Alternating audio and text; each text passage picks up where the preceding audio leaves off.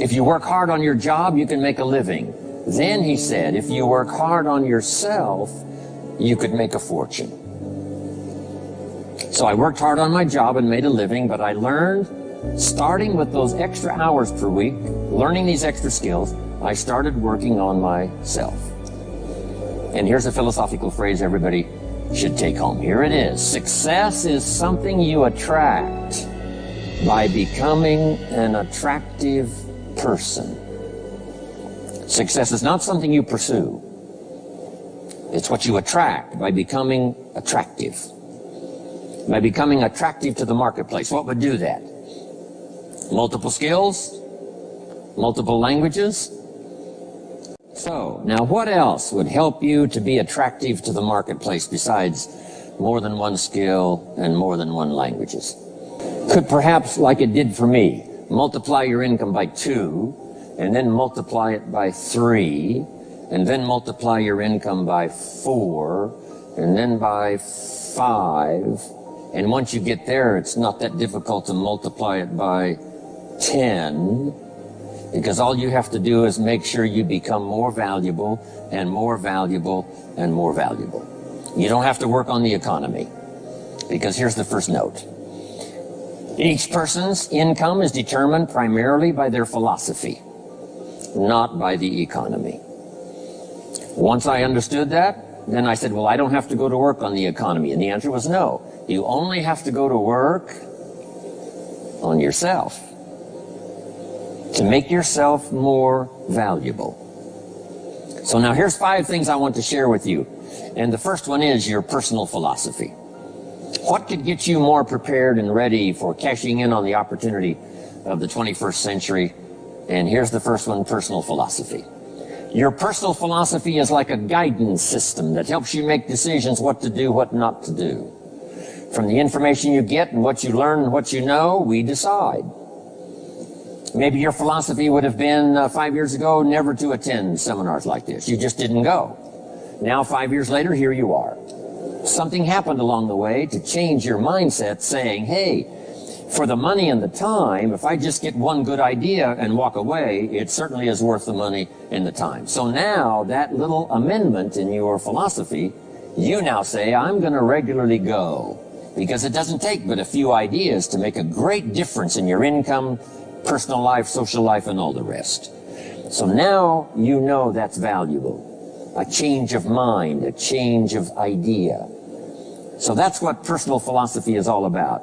The more we learn, the more we know, the better we're able to make better decisions about 2 major things. Your philosophical guidance system does 2 things.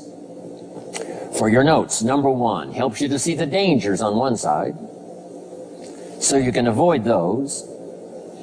But here's what else your guidance system does. Personal philosophy helps you to see the opportunities on the other side, so that you can expand those, maximize those. And here's what that's called. The game of life is to minimize the dangers and maximize the opportunities. And the more we know and the more we learn, the more experience we gather in sessions like this, from the sermon on Sunday morning to the books we read and all the rest, helps us to keep continually adjusting our philosophical guidance system so that we minimize more dangers, maximize more opportunities. That's really the game of life. I couldn't put it much more simply. So number 1, we're affected by what we know. Now, how do we know more things and learn more things that'll help us readjust our thinking so we can avoid the dangers, maximize the opportunities? Here's number 1, learn from personal experience. One way to learn to do something right is what? First do it wrong, right? Mess up, and then you say, wow, that was costly. I'm never going to do that again. So one way to learn to do it right, first do it wrong. Sometimes a negative experience turns out finally to be positive. They say if you survive your first heart attack, you may now live to be a very old person. Why is that? Well, that first heart attack, if you survived it, is called a wake-up call. And maybe the doctor said, 1 more of these and you're history. And you said, wow. And you make it for the health food store. And you start reading every book you can find on good nutrition, how to avoid another one of these heart attacks, and you start jogging and start walking and doing all of the stuff, and this total change of lifestyle could now save your life and cause you to live to be a very old person. Here's what my mentor said, that's some of the best advice I ever got. He said, Mr. Rohn, if you will change, everything will change for you. If you'll start making personal changes, your income will change, your health will change, your future will change, everything will change, if you're willing to start making the changes. So sometimes a negative experience now causes us to really make a sudden shift in our philosophical guidance system that says, hey, I'm never going to let this happen to me again. Fantastic. Now here's the next way to learn, and that is to learn from other people's experiences, whether they are negative or positive. It's too bad failures don't give seminars like this. Wouldn't that be good information? Now, we don't want to pay them, so they don't lecture, but their information would be valuable. If you know a guy that's messed up his life for 40 years, you have to say, John, would you spend a day with me? And I will bring my notebook and take good notes. A good-looking guy like you, beautiful family, every reason to do well, threw it all away. Teach me how for the last 40 years you messed it all up. And he tells you, and you take good notes. Learning from the negative side of someone's experience. If somebody tells me these eggs are rotten, I'm not going to make an omelet and try it, right? I'm just going to take their advice and their know-how. So, learn number one from your own experiences, and learn number two from other people's experiences. And my mentor taught me to always keep a journal. Here's what he said, don't trust your memory. If you want to live a dynamic life, multiplying your income, multiplying your future, be a good student. If a good idea comes your way, write it down, then ponder it, then perhaps go do it. Okay. Now, your philosophy comes from what you learn, comes from what you know, comes from other people's experiences. 3 ways now to learn from other people. Here's number 1, learn from what you see. One of the great watchwords of these early years of the 21st century, pay attention. If you just watch, you can pick up clues. Success leaves clues. And if you'll be a better observer of the winners and the losers, those that are doing well and those that are falling behind, and just take mental notes and good notes and say, I'm going to adjust what I'm doing based on what I see. Here's number 2. We learn so much from other people based on what we hear. Here's good advice on that. Be a selective listener. Listen to voices of value that have experience, ideas, reputation, something valuable to share. Now here's number 3. Read all the books. Now there's millions of books, so you can't read all the books. But make this note. Read all the books you need to read to make you as wealthy as you want to be, as healthy as you want to be, as prosperous, as productive, as unique a human being as you want to be. Read all of those books. Don't leave those books go unread. My mentor got me started on my library when I was 25. I got one of the best. If you saw my library, you would be impressed. I haven't read everything in it, but I feel smarter just walking in it, right? My library. I was smart enough to buy it all. Now I got to be smart enough to read it all. Now jot this down. When you do read, you have to sort through what you read and decide which is valuable to try. That's part of the process of learning. Gathering information and sorting through it. One, the information that would apply to you, and what you think would be valuable based on your current philosophical opinion. So read all the books. Our lives are greatly affected by what we learn and what we know. For every disciplined effort, a multiple reward. For every disciplined effort, a multiple reward. What a concept. If you render unique service, your reward will be multiplied. If you're fair and honest and patient with others, your reward will be multiplied. If you give more than you expect to receive, your reward is more than you expect. But remember, the key word here, as you might well imagine, is discipline. Everything of value requires care and attention. Everything of value requires discipline. Children require discipline. They must have a structure built for them. They must have boundaries to work within so they feel secure and comfortable to explore and grow. They must learn to recognize what's right and what's wrong, what's acceptable behavior, what's not acceptable. Children require unwavering discipline, consistent discipline, or they'll be confused as to how they're supposed to behave. Likewise, our thoughts require discipline. We must set up our inner boundaries, our codes of conduct, or our thoughts will be confused. And with confused thoughts, we'll end up being confused, hopelessly lost in the maze of life. And confused thoughts produce confused results. Look around you at this very moment in time. What might you be doing that needs attention? Perhaps you're listening to this program as you drive along in traffic, blowing your horn at someone ahead of you who isn't driving at the speed you'd like to. Perhaps you're listening alone because you've had a disagreement with someone you love or someone who loves you, and your anger won't allow you to speak to that person. Wouldn't this be an ideal time to examine your need for a new discipline?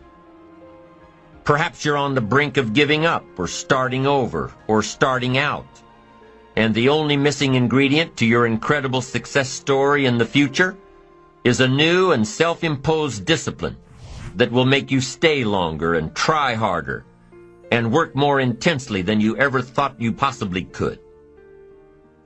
The most valuable form of discipline is the one that you impose on yourself. Don't wait for things to deteriorate so drastically that someone else must impose discipline into your life. Wouldn't that be tragic? How could you possibly explain the fact that someone else thought more of you than you thought of yourself? That they forced you to get up early and get out into the marketplace when you would have been content to let success go to someone else who cared more about themselves. Your life, my life, the life of each one of us is going to serve as either a warning or an example. A warning of the consequences of neglect, self-pity, lack of direction and ambition, or an example of talent put to use. Can too much discipline be a bad thing? Can you possibly be too disciplined? Too much of anything is a bad thing. Life without balance results in an unbalanced life. Walking around the block every day is good. Walking or running 6 hours a day is bad. It's obsessive. Unless, of course, you make your living as a marathon runner. Then you're doing your job. Eating an apple a day is good. Eating only apples is bad. You won't get all the protein and vitamins and nutrients your body needs. Working hard, burning the midnight oil, doing it until is good. Working nonstop, never taking a vacation, never having any fun, never spending quality time with the people you love, working day after day, month after month, never taking a break year after year, is bad. If you've got your nose to the grindstone all the time, how are you ever going to spot new opportunities, consider new ideas? It doesn't work that way. You've got to stop and ponder where you've been and where you're going. You've got to reflect so you know if you're even on the right track. Everyone has heard the story of Willie Loman in the play Death of a Salesman. Willie was a workaholic. He typified the old-fashioned concept of success. After all, if you're always working, you must be successful. No, it doesn't work that way. For workaholics, there's never enough work. They can work 10, 12, 14 hours a day, take 2 jobs, work them back to back. The only satisfaction is fighting off sleep, denying life's pleasures, getting more tasks done. Some people are impressed with this type of behavior. But just because a workaholic spends too much time working That doesn't mean he or she ends up with the most money. These people are generally more task-oriented than results-oriented. They're busy being busy, not busy being productive. Workaholics generally end up alienating their families, losing their health, facing a crisis of values. Now, wouldn't you prefer a life of productivity rather than a life of tasks? Of course. When you schedule your time and take advantage of your time, you can work smarter instead of working longer, and you'll probably end up getting more done than the workaholic, and still have time for other things in life. Enlightened self-interest says, I will look for new ways to work smarter by focusing on doing more per hour instead of doing more hours. It says I will run my day so my day doesn't run me. Enlightened self-interest also says that a life worth living comes from a life of balance and moderation. Too much of anything, even good things, will sooner or later throw you off track. Now, here's the key technique that you can use in your life to help keep you on the right track.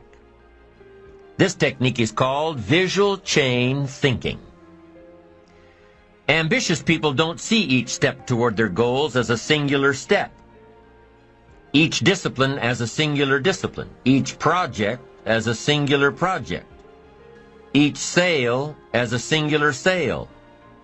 With everything they do and with every discipline they adhere to, they see it all as part of a chain. A link in the chain of events and actions that will lead them to their final destination. Every action and every discipline today is a link in the chain. Every action and every discipline tomorrow is a link. Every action and every discipline in the future is a link. When you can see that every link in the chain will eventually lead you to the things you want most out of life, to the person you want to become, then you won't grow discouraged or fearful or impatient with today. When you can see where you're going through visual chain thinking, even on the toughest days, you'll keep building your ambition by knowing where you're going, not just where you are today.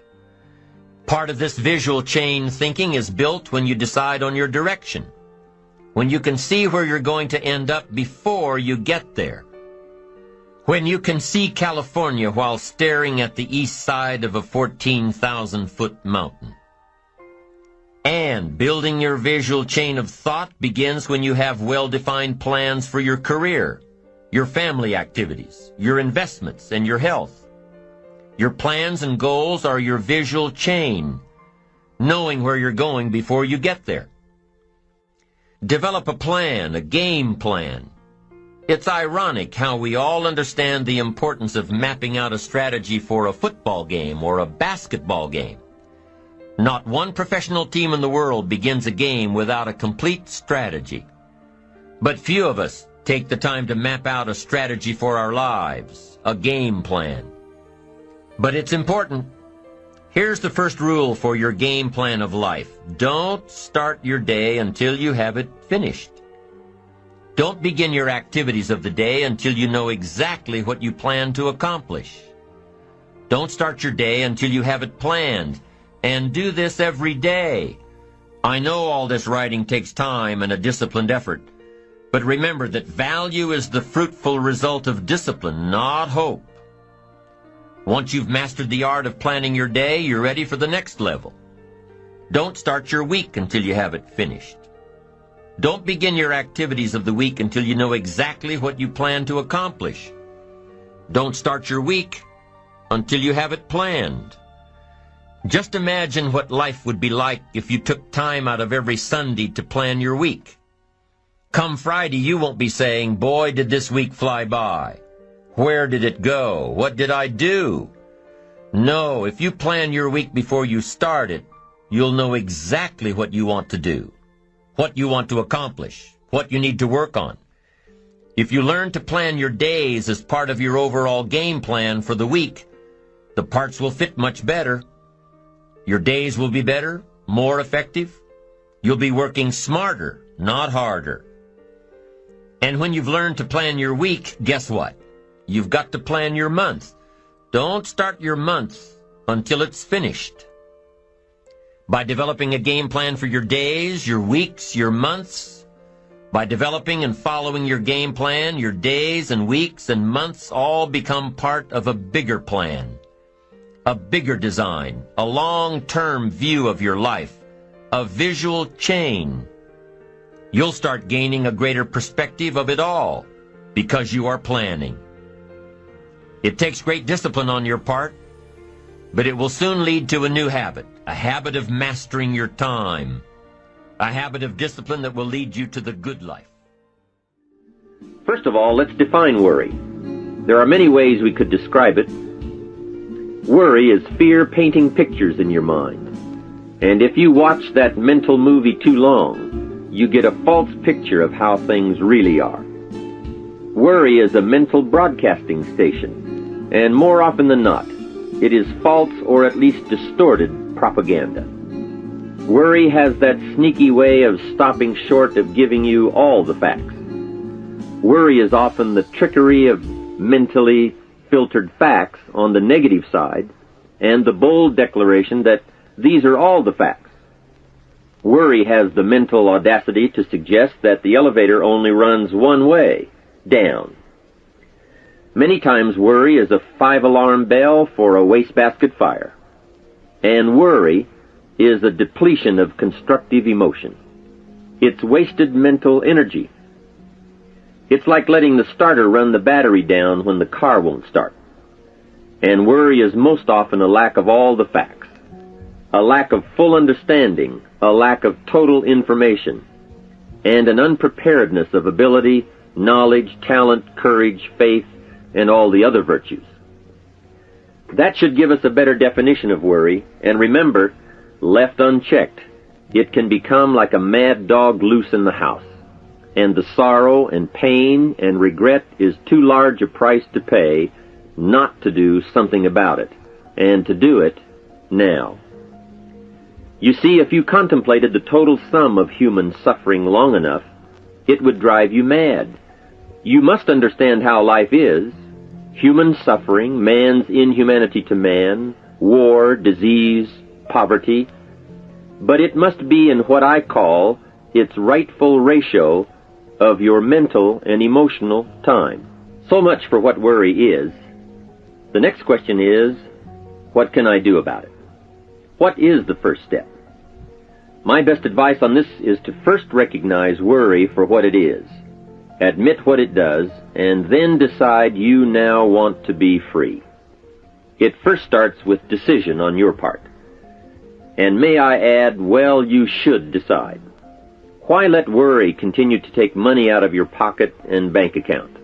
Why let worry any longer keep you from becoming all you can be? Why let it rob you of better friendships, better business, better profits, better results, better communication, better family relations? Why impose your worry on others any longer? It's a burden you can get rid of and a monkey you can get off your back. Why not be rid of those sinking, nagging feelings that all is not going to be well, that you can't do it, that it won't work out for the best?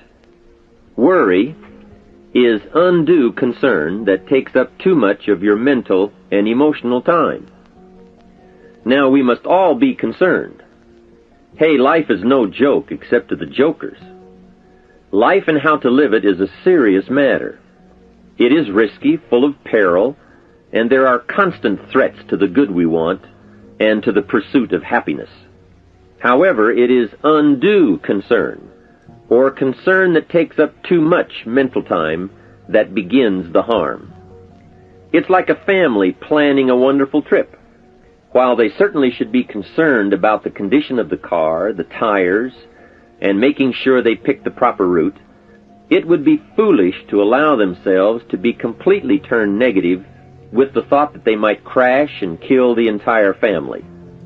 If that were the case, even if they went, the entire trip would be turned into one nightmare of fear, with the specter of chaos looming around every curve, rather than enjoying the wonderful trip they had planned for themselves and their family. A lot of people do that with their entire life.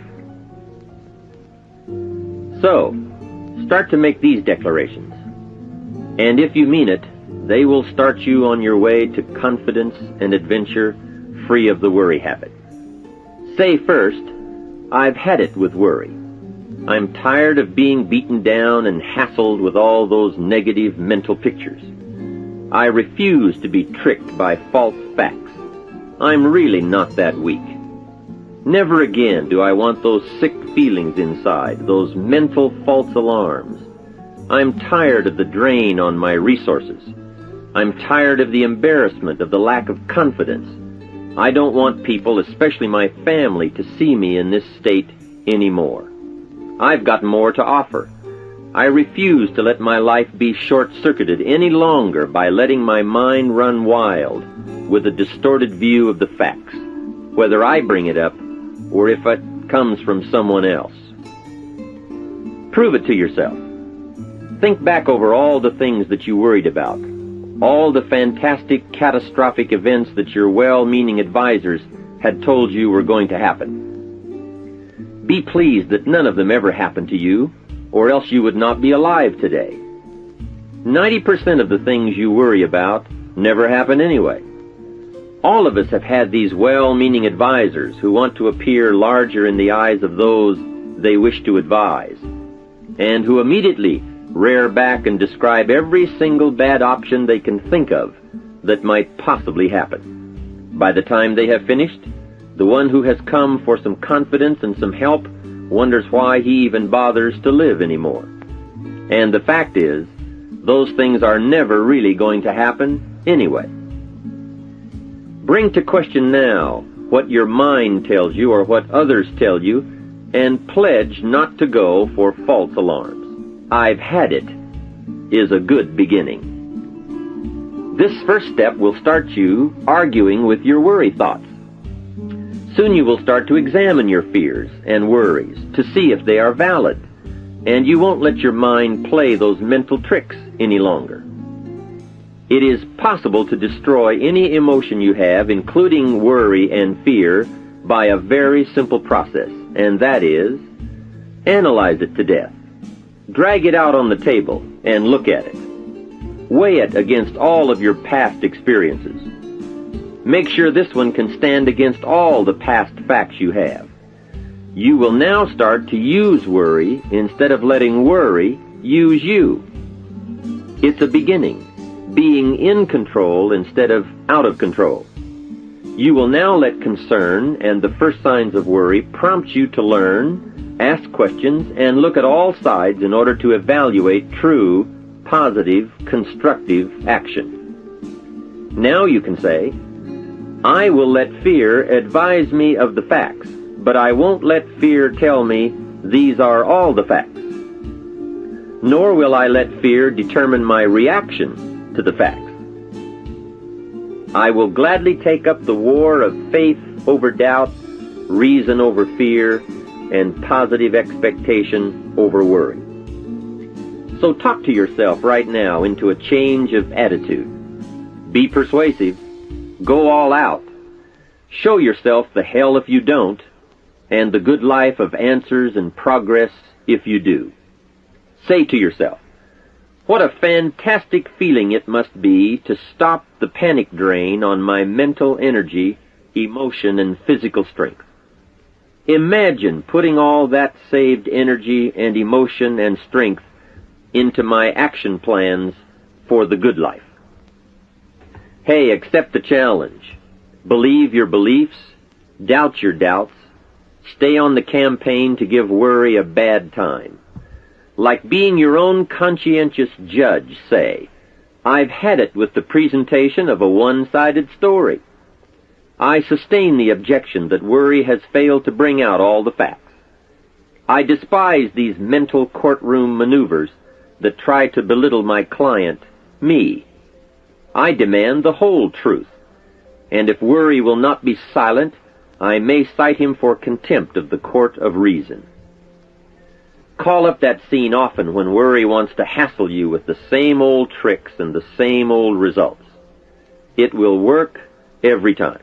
Okay, let's move on to some really positive steps. If you can survive all that has happened to you up to this moment in your life, in spite of doing and thinking many of the wrong things, imagine how you can succeed by now starting to do some of the right things. First, the best answer to worry is confidence, and confidence starts first with awareness. Here is one of the most important lessons in life to learn. Life and business is like the changing seasons, and the real challenge of life is to learn how to handle the winter and take advantage of the spring. In short, that's it. You see, winter always comes, but so does the spring. Night follows day, but also day follows night. Sure, the tide goes out, but it always comes in. Opportunity follows difficulty as surely as difficulty follows opportunity. I have written and recorded much on how to take advantage of the spring, how to cash in on life's opportunities, work hard all summer, learn more ways to plant and protect what you invest, and to reap in the fall without complaint, knowing it's your harvest and you've reaped what you've sown. For this subject, however, let's talk about how to handle the winters, those times when worry, like winter, takes its heavy toll. So, we tell it like it is. Winter always comes. So does the night. Some happenings in our life will always be a cause for concern, and sometimes concern turns to worry, and worry turns to fear. But remember, that is to be expected. Each day, each event, each season brings both expected and unexpected challenges that we must think about and make decisions on. Life is like a stream that flows continuously. The better we understand that, the better chance we have to produce good results out of all of our challenges. May I suggest something to you? I have a friend who is an avid skier. You know something? He can only ski in the wintertime. You can only hunt the elk when the snow falls in the high mountains and drives them down. That's called wintertime. You see, it's all right if it's 12 below. Just be prepared for the winter. And here is a good thought. A full, well-developed human being will find a way to take advantage of the winter, not just handle it. The big challenge is to make something out of each opportunity. Now, if winters are always going to occur in our life, shouldn't we benefit from them too? Come the next winter, you could be on the inside looking out, seated by a warm fire, the company of a good friend, and those unique feelings of security in spite of the circumstances or the season. Begin to know now that the night will pass, and as you learn to grow and progress, you will better understand how to handle every night and better live every day. Here's some of the best advice I have on worry. First, don't be afraid to face the facts of life. It is not negative to understand that the winters always come. Don't be faked out. Don't clip the word impossible out of the dictionary. Sure, the Bible says all things are possible, but I don't really understand all that means. My daughters ask me, have you ever tried putting toothpaste back in the tube? Don't say I don't want to hear the problem. I don't want to see the difficulty. Don't show me the weeds. Don't say anything negative. Only see the positive.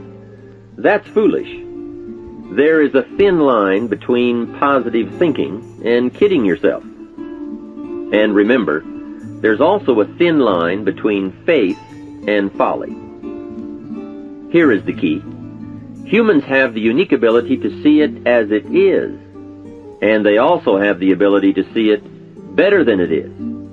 One is called fact, the other is called faith.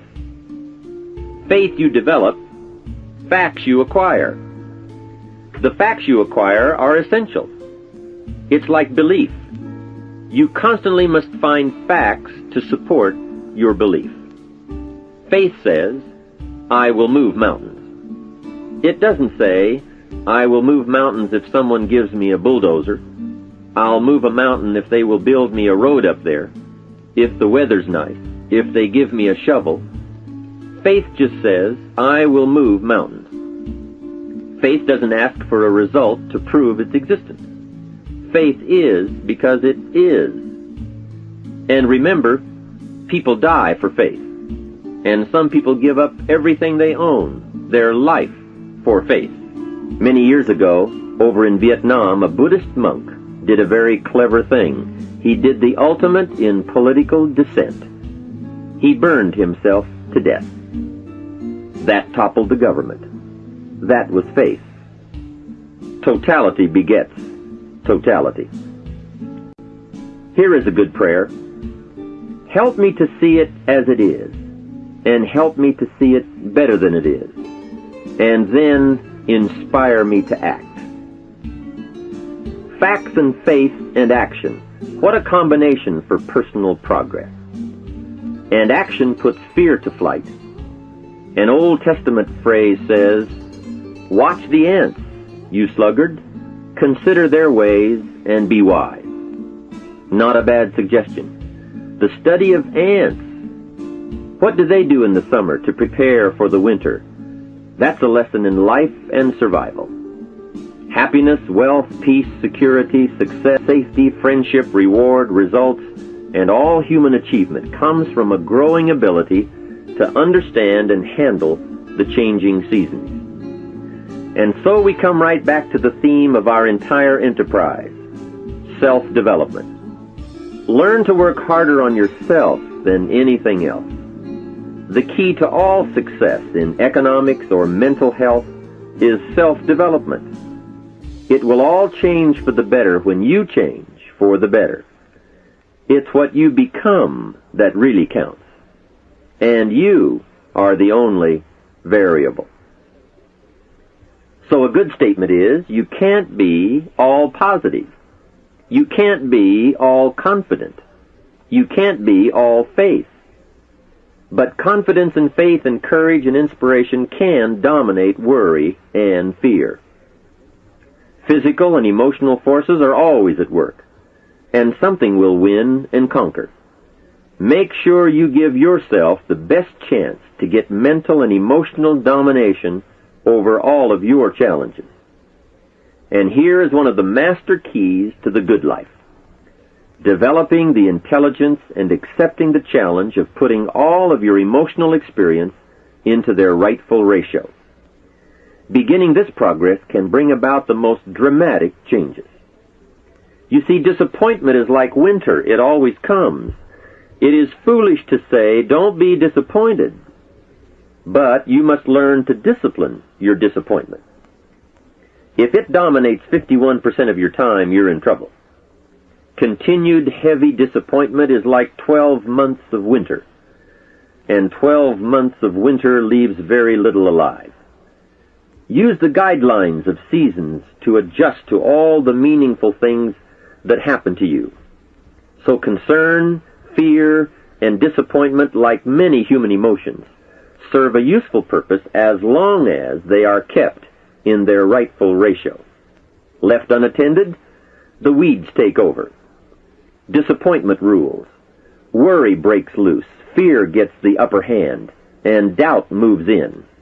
But managed, worked, given human action with will and knowledge and purpose, and gardens overcome weeds. Faith overcomes doubt, and confidence pushes worry into a small place. The second major key to mastering worry is to respond. Build up inside of you that heavy desire to be free, to get on with building your life and lifestyle. Too much is waiting to delay. Take a new look at your opportunities. Figure out new ways to seize them immediately and make them work for you. And here is a key. Bring a new dedication that you will master yourself with enough discipline to be more than qualified to do the present job and prepare yourself for the next move up. Expose yourself to every stimulation possible that will put all this in perspective. Now let's move on to a very important point, and that is the best answer to worry is confidence. First, self-confidence. I can better handle next winter. I have a strong shelter. It is stocked with supplies. I now know how to take advantage of the spring. I'm going to plant better crops and bigger crops. I can last through the summer. I won't quit this time. I'll study weeds and how to get rid of them. I'll be less frightened of the changing weather and the quick storms. In the fall, I will exercise more care and reap what I have without complaint and blame nothing for the amount of my harvest. I'll learn to save a fair portion so that I can survive the bad seasons when out of control the hailstorm comes and it all goes wrong. Now we must consider this. The most fatal deterrent to self-confidence is guilt. Not doing all you know how to do to the full extent of your present ability weakens the foundation for confidence. The biggest part of worry comes from the lack of this personal confidence. And lack of confidence comes from two major things. First, no goals or plans. And second, no daily discipline to achieve. The inaction to cure or handle small tasks is what starts the guilt process. And that always tends to make you look at what's wrong and expect the worst. So listen to the voices of creative experience. Let nature, experience, wisdom, books, everything speak to you and teach you. Remember, both opportunity and challenge await action. Everything yields to diligence. Here's the next one. Look around. You might have overlooked some people that need to be recognized. You might have overlooked some talent that you could be using to help in the training and conduct meetings. Don't miss some of the gifts that are close by you. Look around and say, who's doing a good job that maybe I've missed this last year? Look around and see if there aren't some people who need to be lifted up, who need your inspiration, who need your presence, who need your time. Here's the next one. Look down to the work. Look down to the soil that's ready for the seeds of opportunity that you will share by your voice and your invitation and your language and your meetings, your presentation. Look down to the work that your hands can work miracles. Look down to the task and see if there aren't some things you might have missed this past year you can pick up on this year and work miracles for yourself, for your future, for your organization. Here's the next one. It's a word of caution. Look out for the enemy that's on the outside as well as the enemy that's on the inside. Look out for your own thoughts that might deceive you, saying you're too short, you're too tall, you're too old, you've never done it before. What makes you think you can do it now? Look out for the temptation. I've told the story and it bears repeating. An ancient story that said there were two nice people. This is not a story of one bad person and one good person. The storyteller says this is a story of two nice people. However, and I want you to underline the word however, because that's the drama of life. However, one built his house on the rock, and the other built his house on the sand. And sure enough, the storms came as they always do, and the one that built his house on the rock was saved. The one that built his house on the sand was lost. Here's what it means. Nice people can make careless decisions. Nice people can make foolish decisions. None of us are above temptation. That's why the great prayer says, lead us around temptation. Hopefully deliver us from the evil. Tempted to cross the line.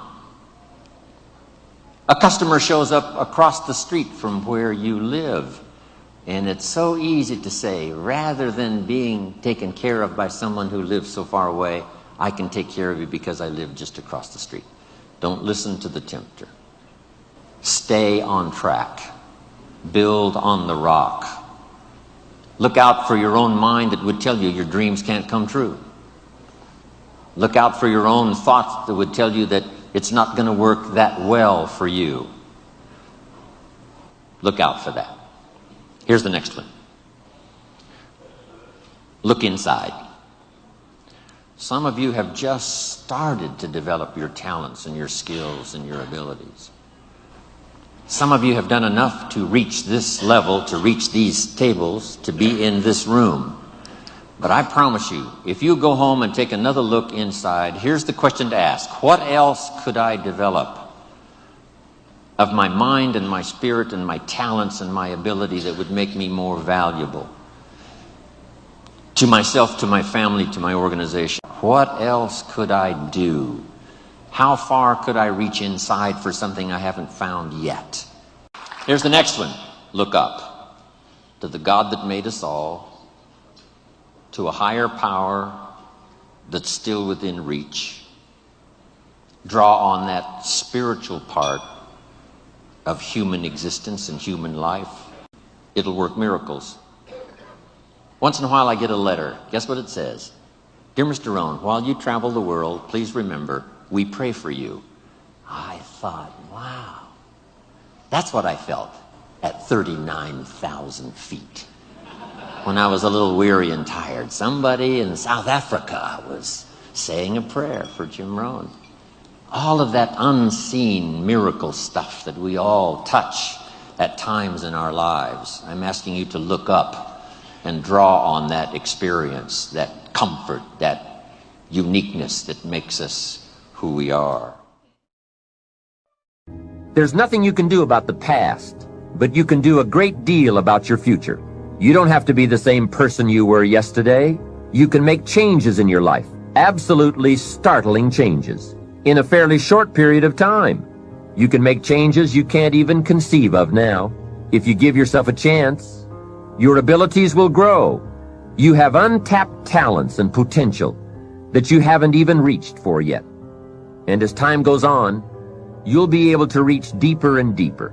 The first thing you'll know, you'll be able to do things you never thought you could do. You'll be able to handle things you never thought you could handle. You'll have ideas that you've never had before. All of this is sparked by the goal-setting process. When you know what you want, and you want it badly enough, the answers will come to you. I can't tell you why it works. All I know is, it works. Give yourself a chance to become all you can become and to accomplish all you can accomplish. Let me give you a Bible philosophy that teaches how to get whatever you want. Here's what it says: ask. That's it. Ask. Of all the important skills to learn in life, be sure to include the skill of asking. What does ask mean? Ask means, what do you want? And the complete formula is staggering. It says ask, and you will receive. Hey, we ought to look into that. The man says, yes, but you work where I work. By the time you struggle home, it's late. You've got to get a bite to eat, watch a little TV, and get to bed. You can't sit up half the night and ask. And this guy is behind on his bills. He's a good worker, hard worker, sincere, but you've got to do better than work hard and be sincere all of your life. You'll wind up broke and embarrassed. You've got to be better than a good worker. You've got to be a good asker.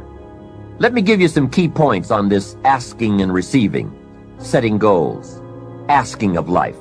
Here's part of the philosophy that helped me to change. First, asking starts the receiving process. Asking is like pushing a button, and all this machinery starts working, mental and emotional machinery. I don't even know how it works, but I do know it works. There are a lot of things you don't need to know how they work. Just work them. Some people are always studying the roots. Others are picking the fruit. It all depends on what end of it you want in on. So asking is the beginning of receiving. Second, receiving is not the problem. You don't have to work on receiving. It's automatic. So if receiving is not the problem, what is the problem? It's failing to ask. The man says, I see it now. I got up every day this year and hit it hard, but nowhere in my house is there a list of what I want from my life. Can you see? Good worker, poor asker.